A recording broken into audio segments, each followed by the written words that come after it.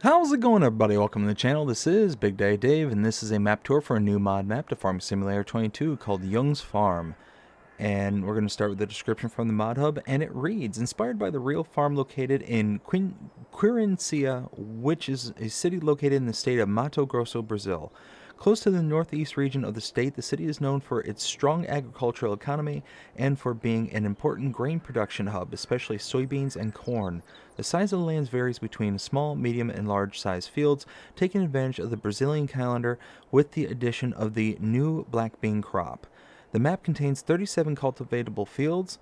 It has 2 grain silos, lizard and pioneer cooperatives, sale of bales, wool, cotton, a lumber yard for the sale of logs and wood chips, contains 1 water collection point on the map, main headquarters Vim Sim Nada, where you will have to build and be creative in landscaping mode.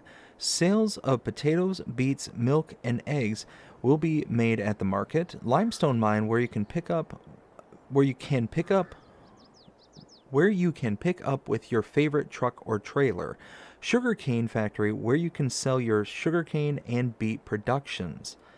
This map was created by, and there's no mods required for this map. This map was created by Pot Cake and is 334.74 megabytes to download. If we take a look at the map, this is what it looks like. We start out here just in pretty much the dead center of the map, out in the middle of nowhere. We start out by owning farmland number 1, which is a field with no product in it. That's it. We don't have a starting farm. We don't have anything besides this one field. You can purchase all areas of the map. You can see here we have kind of the periphery area for $6.9 million. And field prices do vary, especially depending on their size. So you got a small one here for $53,000, about double the size for a little over $100,000, $69,000, $150,000. You've got a pretty large one here for $1.1 million, another large one for $824,000. You got $474,000, $389,000.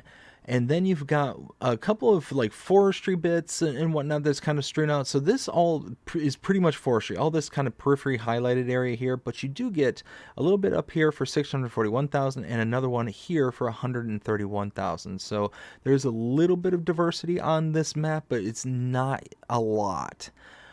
So let's see, we scroll down, we don't have a farm, so we don't start with animals. Contracts are available on this map, no production chains to start out with, and there are collectibles, 10 of them to be precise.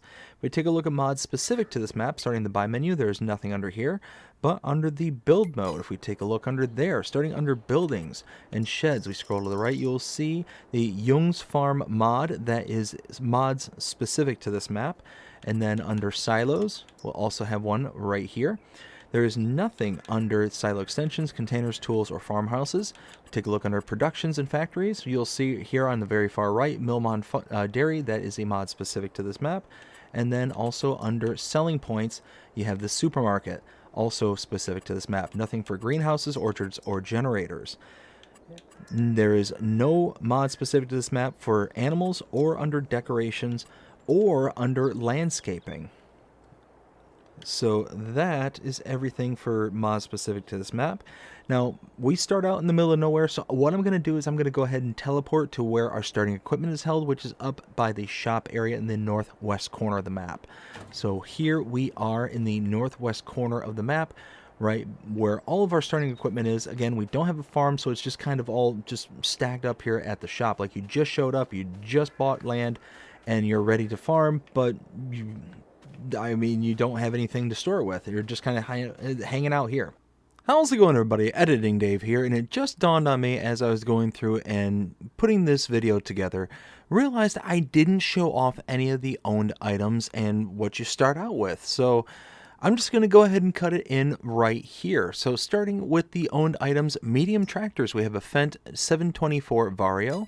Harvesters, the New Holland CH770. Under trailers, the Branther Z18051 2XXL PowerFlex.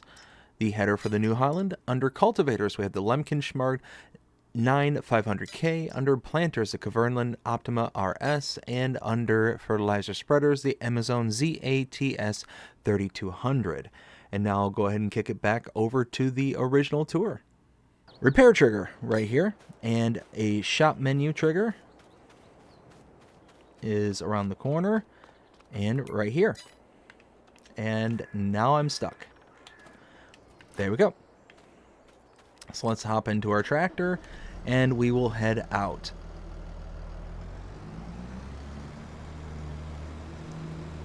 Head out to the main road.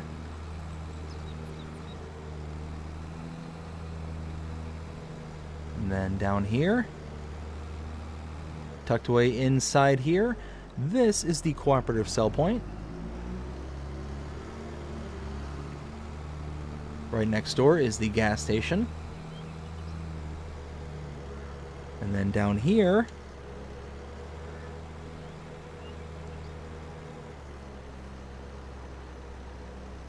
coming up to my left, you'll see that little dump trigger right there. That is the supermarket sell point. And then next to that is the bale trader sell point. Now we need to turn around.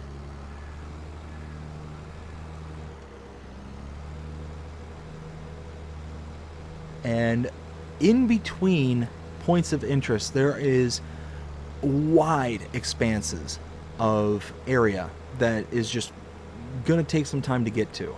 There's just not a lot going on this map in the way of, points of interest and stuff like that. They're all very ultra concentrated on certain portions of the map, and unfortunately, there's no real good way to get to anything on this map. It's all very much kind of, unless you're going to cut through fields, unless you're going to cut through forests and all that stuff, you're not getting anywhere with any kind of speed, because the road network is very much, you're going to one part of the map for this one specific area, and then you're having to then backtrack to get to any other portion of the map. So that all being said, I plan on cutting through the map. I normally don't do this. I normally don't field jump. I normally don't cut through forestry. I normally try and stay around where the road networks are, but this one, it would take forever. The majority of the tour would just be me driving and saying nothing.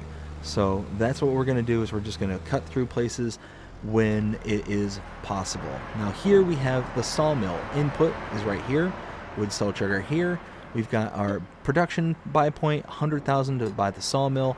Unfortunately, I don't know where the production point is, where the output is here. I've looked around. I don't see any hazard boxes. I don't see one on the inside or on the outside. And then around the backside over here is the wood chip fill point. Now, you know what? We'll come back to this. We'll come back to this one. So now we're going to head out to our next point of interest.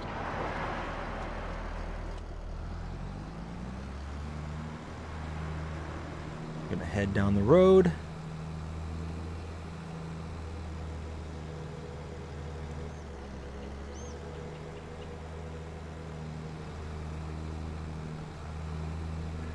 Pretty much for this beginning portion of the map tour, I will, for the most part, stick to roads.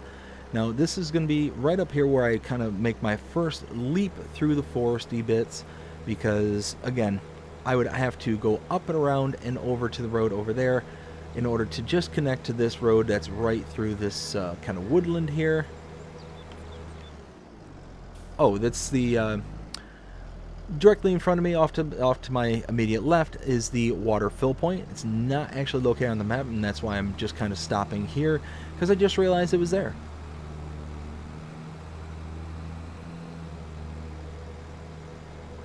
Now let's see. Okay, yeah, I remember now. Took me a second to realize where I was. Now I just got thrown off so hard with the discovery of the water fill point. So we just continue ahead down to the kind of south, well, mainly southern portion of the map. We just follow this in and around all these fields. And then coming up here will be our next point of interest.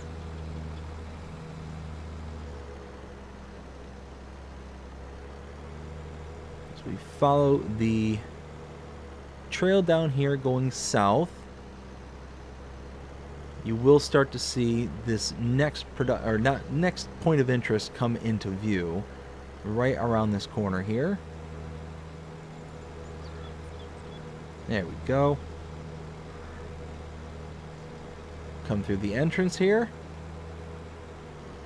And over here, we have the Pioneer Agribusiness Sell Point. Now again, we're going to come through here. We're just going to cut the corner right here and then head around here. And you can see there's some trees that are intruding into the roadway there.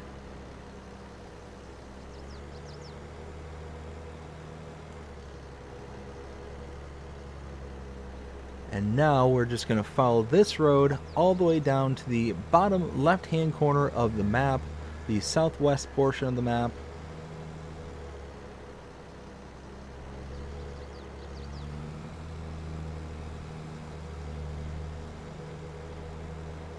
It's coming up here. It's tucked behind this tree line right over here is our next point of interest.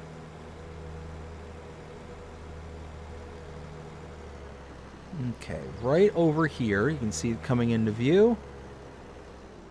We do have a broken gate right over here. You'll see it kind of lifts up, but not blocking anything. This is the lime station. This is a buy point for your lime. And now this, oops, forgot about that gate. That gate works just fine. Now this is where I'm going to go ahead and start cutting through fields, cutting through forests, because now I need to make my way all the way over to the southeastern portion of the map. And to get there, here, you know what? Let's take a look at the map. I'll show you exactly what I'm talking about. So we started, where do we start? We start right here in the middle of the map. We teleported up to this area here. We saw the shop and repair triggers, the cooperative sell point, the gas station, the supermarket, as well as the bale trader. Then backtrack, came down to the sawmill right here, then came through the forestry bit right here, came down here, around, over to the Pioneer Agribusiness, came down and around to this area right here. Now, in order to get back to where I want to go, the road's going to stop right up here in front of me. I'm going to cut straight across to get down here. But in order to get there, I would have to then come up here, come around through here, down and around, over, up and around, down and around again. So instead of doing all of that, I'm just going to cut straight through. It's just going to be so much faster, so much less headache as long as I can navigate through the trees, which, I mean, these are the kind of big elm trees. It's going to be, well, should be relatively easy to navigate. So what I'll do here is I will go ahead and fast forward time until we get to the southeast corner of the map, but I will show the kind of trip over here so you can just kind of, you know, see everything that's going on and see what's all around. Like I said, and see, I should have switched to first person earlier. Oh my goodness. Anyways, like I said, I'll fast forward. I'll cut out the fast forward as soon as we make it over there.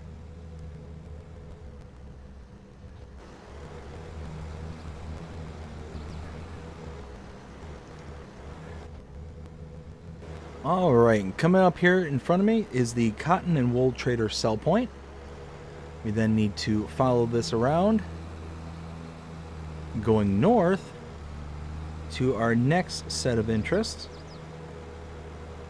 It will be the last set of interests coming up here on the most eastern portion of the map.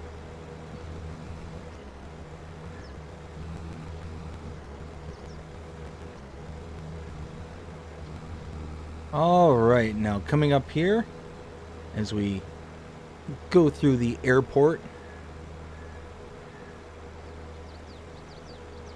Coming up here to my to my right-ish is the animal dealer. Now, you can come to this location and purchase your animals directly, or if you have a pen and pasture installed already on the map, you'll be able to use this same icon at the pens and pastures. Now, if you use this icon directly, you will incur an additional fee. That fee is associated to a delivery fee. The animal dealer is taking the animals from this location and delivering them to your pens and pastures wherever you have them installed on the map for you.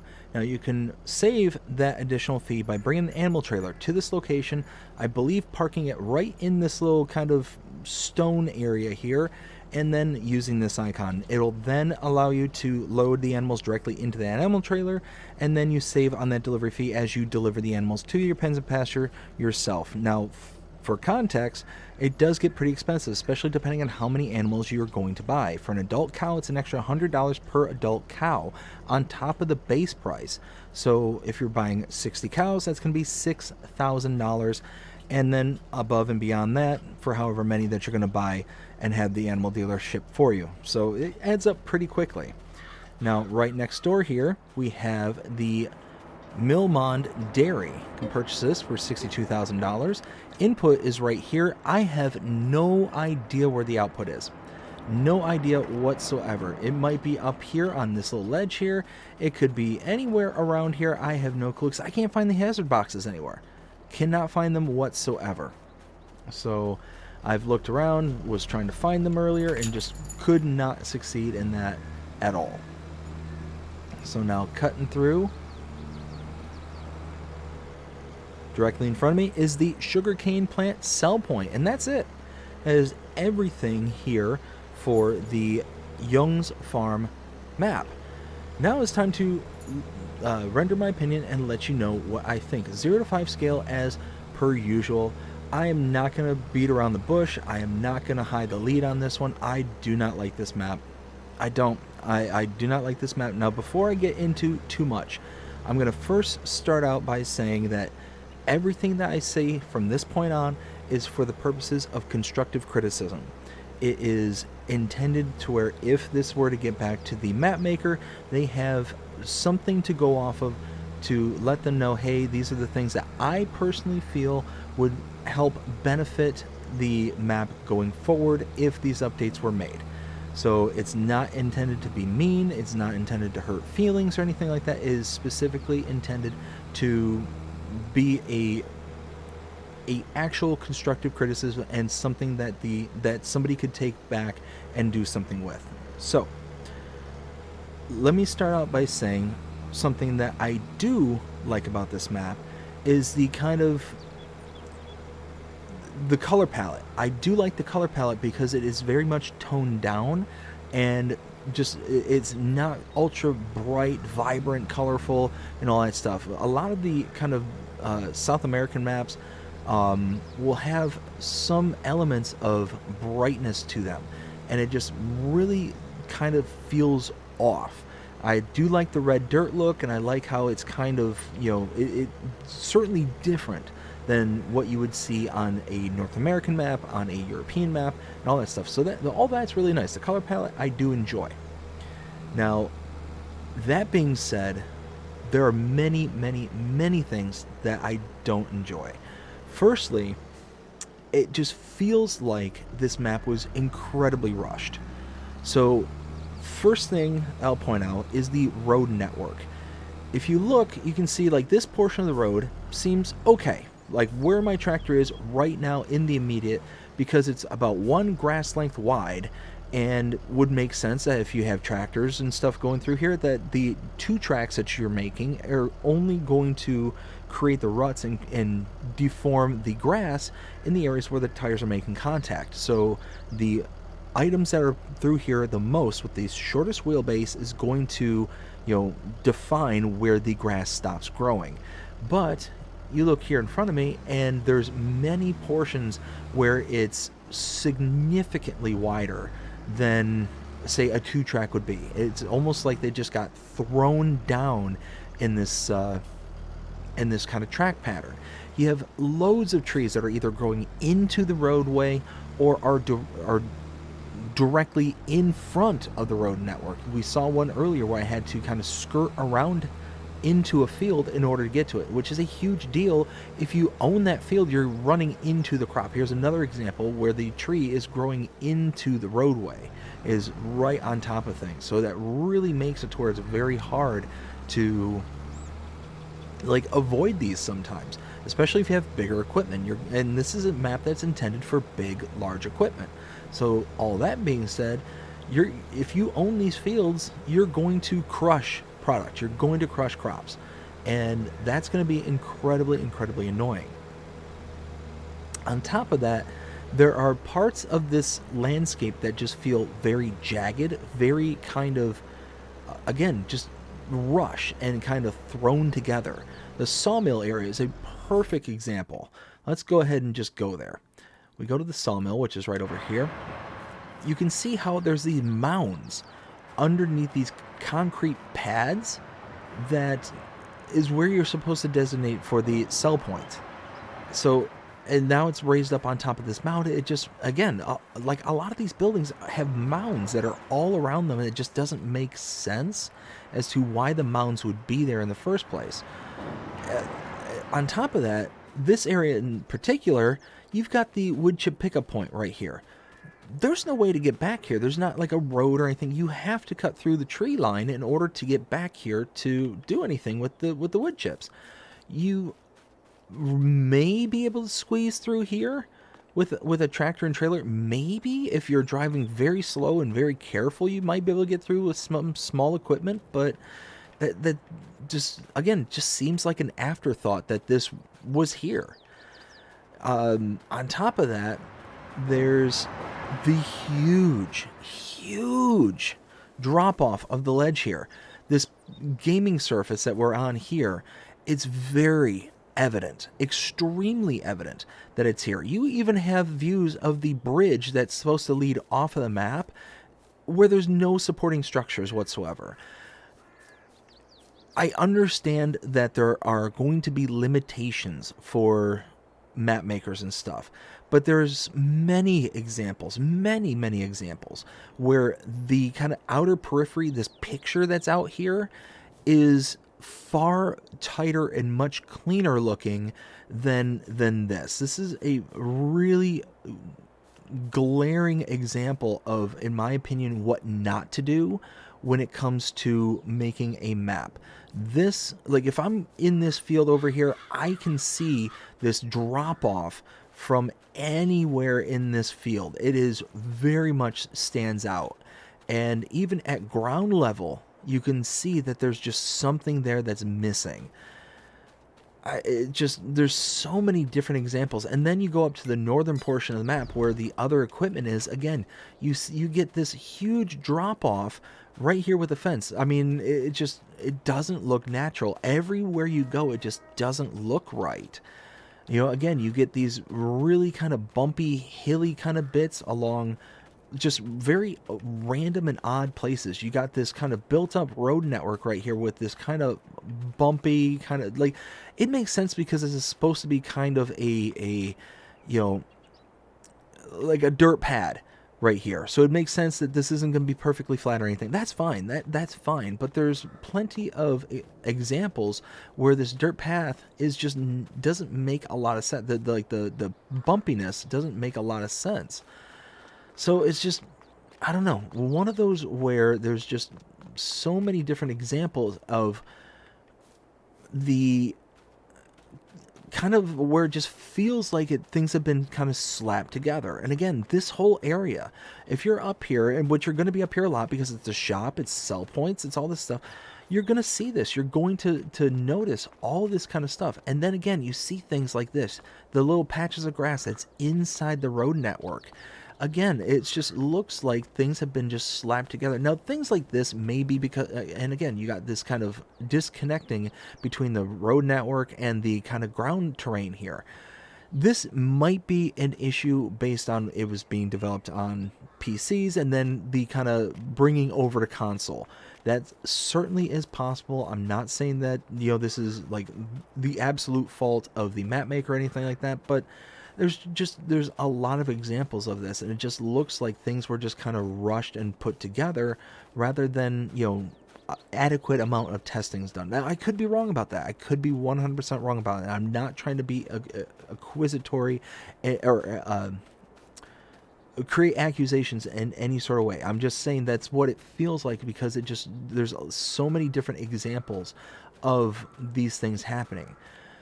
The kind of general layout and the road network itself makes the map feel huge. It makes it almost too large because it feels like you're having to go around so many different places that it doesn't feel like you're getting anywhere. And then on top of it, you've got these road networks that are right in between all the fields. So driving in between the fields, if you lose concentration even for a moment, you're going to run into these fields. And if you own it, you destroy it if you have crop destruction turned on. So it's just one of those, like, I've never personally liked maps where the road network is right on top of the fields, especially road networks that are in between multiple fields like that don't have a fair bit of separation. It's not my most favorite way of doing things. Again, the map maker's allowed to make the map the way they want to make the map. I'm not saying this is both personal opinion and trying to be constructive criticism. So, like I said, there's just so many elements to this that just should have taken more time, should have had things kind of polished up. You know, there's certain parts of the fields where they have bits like jetting from the fields and into the road networks themselves. There's just like an additional little splooch right into the roadways. So it's just, again, another area where it just felt like it needs to be cleaned up and not kind of done in that specific way. You've got a 10 out here for some reason. Don't know why. Don't know why this 10's here. It just is there, and it just, again, something that doesn't necessarily make sense that it would be here. So again, there's just so many different things that I'm not too crazy about when it comes to this map. The kind of terrain and undulations that do exist within the road network, within the fields and all that, that is another thing that I do like about this map. I do feel that there's certainly some good qualities to this map. Now, as I tend to always say, on top of saying that this is all personal opinion, this is intended for constructive criticism and all this stuff, I also want to throw out there that I am incredibly grateful for every single map maker, including the map maker who made this, for the work that they put forth and whatnot. It takes a lot of work, and this is work that I don't personally know how to do.